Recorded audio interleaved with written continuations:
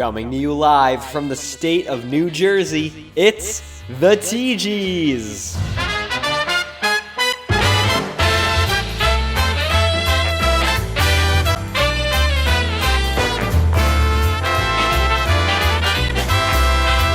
With your host, Tommy Gowers III.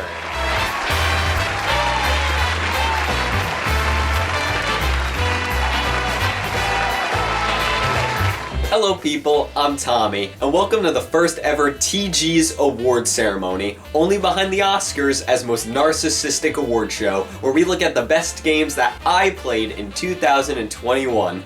Now, what criteria needs to be fulfilled in order to be in the TeeGeeies? First, I, Thomas Michael Gowers III, had to have played the game in 2021. This can range from old to new releases, even games that I sat down and replayed. Pretty much, if I played it in 2021, it gets a spot on the list. But without further ado, let's look back at the best games I played in this past year.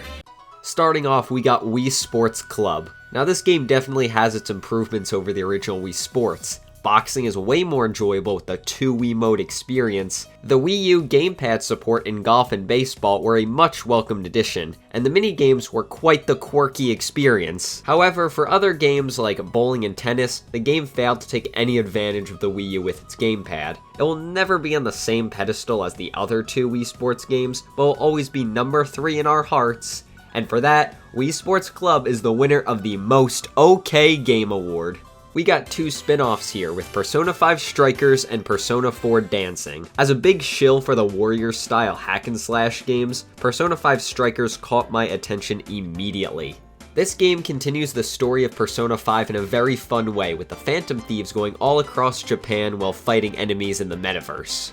You really gotta be a fan of both franchises to get anything out of this game, and as a big Persona and Dynasty Warriors fan, this game was so much fun. But it all came crashing down when I wanted to 100% the game, which meant I had to fight this random boss 87 times to get the Platinum Trophy, and my reward for doing so was so that I can make a 7-second joke in a TeeGeeThree video. The other Persona spin-off I played was Persona 4 Dancing. Now, I am quite awful at rhythm games, but Persona 4 Dancing really got me into the genre. It's a simple concept to start out, but becomes crazy hypnotic when you get into it. For a rhythm game, it had a lot packed into it. Specifically, it had a really cool story mode that tied itself into the Persona 4 universe. Or at least I think it did, because I would spend my time skipping through it. Persona 5 Strikers and Persona 4 Dancing win the award for best game to play instead of Persona 3.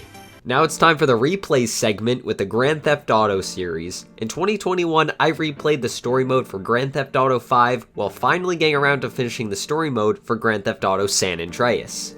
This time, however, I did something unorthodox, and did not skip the cutscenes during the missions. This helped me because now I actually knew why Carman, Gunman, and Planeman are doing what they're doing in the game. Although GTA 5 has been milked for all it's worth by this point, its story mode to me is still one of its strongest features. Now jumping back to 2004 with Grand Theft Auto San Andreas, often considered GTA at its peak. Look, San Andreas is a great game, but has aged terribly in certain areas. First thing that needs to be discussed, the train mission. Quite possibly one of the easiest levels in the game. I have played this mission so many times, and either got it on my first try or my second. Never had an issue here. Now then, we get to the plane missions, and oh dear God. NOE was ass. You can't go high or your visibility goes up, and you go too low, have fun hitting a tree, bitch. Then there's the final mission of the game. Most of it's fine up until you get to the time limit section. Now the timer wasn't the issue, it was the fire extinguisher you're supposed to use that didn't work. So the game forced me to play the fire truck missions in order to get a fire immunity in order to beat the mission. And don't even get me started on supply lines. F***ing supply lines. Using a toy plane that controls like donkey dick. You can show this level to somebody who knows nothing about game design, and they can easily tell you this is one of the worst designed levels in the history of gaming. And I know this because that person who knows nothing about game design is me. Other than that, the game is pretty good. And for that, GTA 5 and GTA San Andreas win the Driest Cow Award. Now it's time for a segment within a segment where we briefly discuss the Star Wars games I replayed. The original Star Wars Battlefront 2. It's good. LEGO Star Wars 3 is still the best LEGO Star Wars game. Star Wars The Force Unleashed, according to my Xbox 360 achievements, took me about 9 years to actually beat the game. And lastly, Star Wars Republic Heroes. Now, if there's any game that screams guilty pleasure game, it's both this game and South Park 64. This game is a broken, dog-shitting mess, but one that I cannot help but love. It's bad, but still has its moments of charm. The Star Wars games win the award for, yup, that's Star Wars. I played a lot of garbage in 2021, but I also took the time to play some of the most highly regarded games of all time. 3 of the big games I played this year being Uncharted, BioShock, and The Last of Us. Now, Uncharted was a pretty fun romp, jumping from ledge to ledge, shooting pirates, then the game turning into whatever this is, leading to one of the most boring final levels I have ever played. Now, that may sound pretty harsh, but I really did have a lot of fun with this game. In terms of difficulty, I played this game on crushing, and for the most part, it felt like the perfect difficulty to play on. Now, the game did struggle in larger areas, getting killed in one shot by guys you can't even see, and forcing you to do the section again, but I still had a great time with the characters, story, and most gameplay sections, and from what I've heard, Uncharted 2 takes everything from the first game and makes it better, and I am really looking forward to playing it. BioShock was a masterpiece. I had so much fun playing this game, seeing the unveiling of Rapture for the first time, and seeing how the inhabitants have gone completely insane over time was frightening and exciting. As you play through the game, more pieces of the story are unveiled through collectibles on the ground, learning why such a promising city in the ocean turned this way, and why the plane crash at the beginning of the game wasn't exactly the freak accident you thought. I cannot recommend this game enough. It deserves to be considered one of the best games of all time.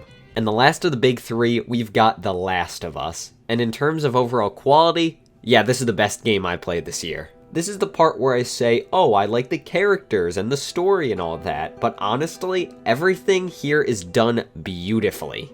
The choice you have to either attack or sneak by hostiles makes you think much more strategically. Watching the 2 main characters, Joel and Ellie, go from being bitter towards one another to getting to understand each other was great to see. Almost everything about this game is amazing, and it's so good that I will probably never play it again. I don't really have a good way to explain this, but I just find this game to be super unreplayable. Despite the fact that it has a new game plus, a bunch of collectibles, and trophies, I just do not want to do any of that. This is honestly one of my only complaints about the game. Oh, and that the online for The Last of Us is a steaming pile of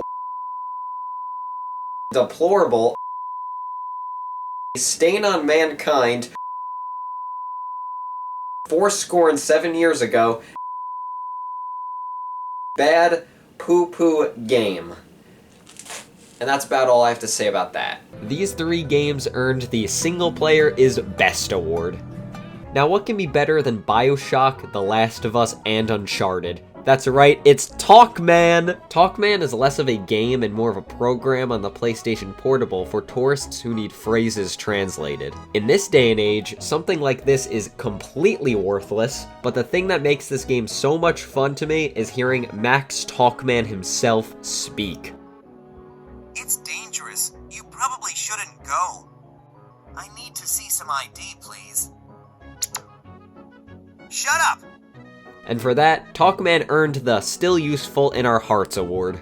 Now it's time for the ultimate runner-up. What was the second best game I played this year? Well, that award goes to Family Guy Video Game, a game that broke new ground and said, no, I'm not gonna be one video game genre, I'll be a shooter, a beat-em-up, and a stealth game, and you know what? I'll do it terribly. Yeah, sorry, but unlike the absolute masterpiece that is the Family Guy show, this game is what we in show business call, f***ing terrible. The real runner-up is VVVVVV. This game was a trip. Going up and down the level, trying to get through rooms while saving your fellow V-named crewmates. This game is the textbook definition of a video game that is easy to play but hard to master. On my first playthrough, I beat the game in roughly 2 hours. Next playthrough, I was able to lower that to an hour, and then got to around 40 minutes. If you need a game to beat in a single afternoon, I cannot recommend this game enough. I had an absolute blast with this one.